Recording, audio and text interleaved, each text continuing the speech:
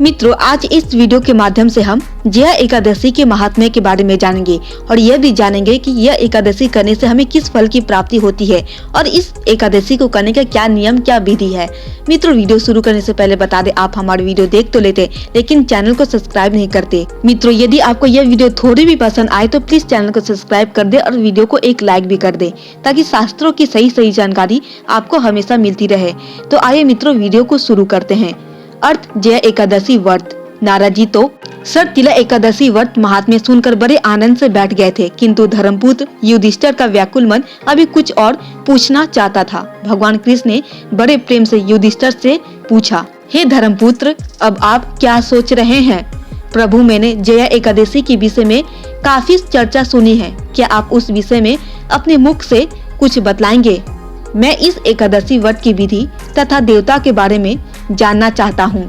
श्री कृष्ण जी बोले, हे पांडव राजन, माघ मास के शुक्ल पक्ष में आने वाली यह एकादशी की जया के नाम से याद किया जाता है। जो भी नर नारी इस एकादशी व्रत का पूरी विधि से करते हैं, वे ब्रह्म हत्या के पाप से भी छूटे जाते हैं और अंत में उन्हें स्वर्ग प्राप्त होता है। मैं आपको विश्वास दिला सकता हूँ राजन की जया एकादशी का व्रत हर मानव के कल्याण का साधन बन सकता है।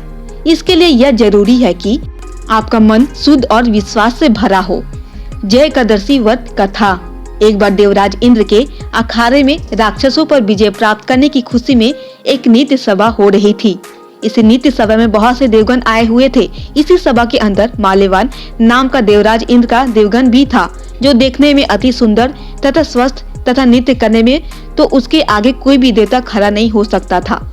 उसके इस नाच को देखकर पुष्पवती नाम की अप्सरा उस पर लट्टू हो गई।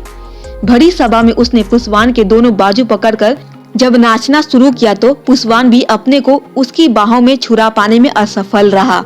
देवराज इंद्र ने जैसे ही उन दोनों को इस प्रकार से रमण करते देखा तो क्रोध में आकर उन दोनों को श्राप देते हुए कहा, जाओ तुम दोनों मृत्युलोक में जाकर 50 का जीवन व्यतीत करो। 50 जन्म में तुम्हें इस प्रकार के कुकर्म से रोकने वाला कोई नहीं होगा। देवराज इंद्र के इस श्राप से दोनों के मन को बहुत ही दुख हुआ। वे अपनी भूल कर पश्चाताप तो कर रहे थे, परंतु देवराज इंद्र के क्रोध के आगे तो सभी बेबस थे। इस श्राप से बच पाने का जब कोई भी मार्ग न रहा तो इन दोनों देवपुत्रों को 50 तथा 50 के रूप में जन्म लेना पड़ा और वे इंद्रलोक के सारे सुखों से वंचित होकर हिमालय पर्वत पर अपना जीवन व्यतीत करने लगे। इस जीवन में कितने दुख थे, कितने कष्ट थे, इसका पता तो उन दोनों को ही लग रहा था, जो इन बर्फ के पहाड़ों पर पड़े रहते थे।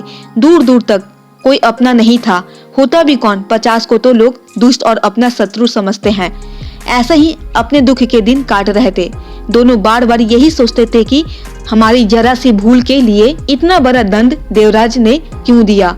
मजबूर और बेबस इंसान या तो रो रो कर पश्चाताप करता है या फिर प्रभु की शरण में जाकर उसकी उपासना करके उसे कह सकता है, हे प्रभु, मुझ पर दया करो, मुझे इन संकटों से मुक्ति दिलाओ।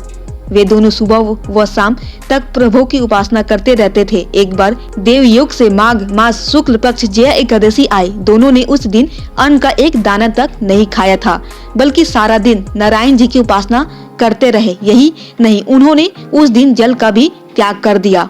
एक प्राचीन पीपल की जड़ में बैठकर उपासना करते करते सुबह से रात हो गई। उन दोनों ने जैसे अन्न जल त्याग ही दिया हो। रात्रि के समय बहुत बर्फ पड़ रही थी, ठंडी हवाएं चल रही थी, परंतु इस पर भी दोनों ने अपनी प्रभु उपासना में कोई भी विघ्न न आने दिया।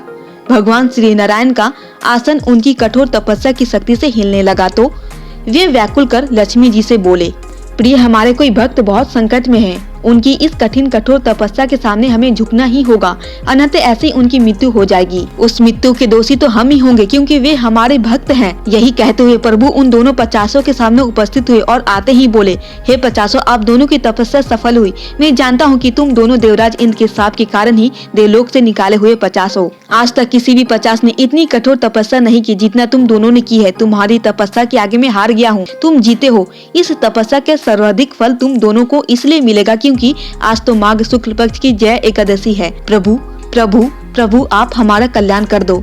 हमें फिर से देवलोक में अपनी शरण में बुला लो। हमें इस संसार के मोह माया से दूर ले जाओ। तथास्तु, यह कहते हुए नारायण जी वहाँ से लुप्त हो गए। उनके जाते ही आकाश से फल वर्षा हुई। वे दोनों अब 50 नहीं वही देव थे, देवता जो उस वायुयान में बैठकर फिर से स्वर्गलोक चले गए। बोलो जय जया माँ की। तो मित्र, यह थी जया एकादशी का महात्म्य। मित्र, उम्मीद करते हैं कि यह ज्ञानवर्धक वीडियो आपको जरूर पसंद आया होगा।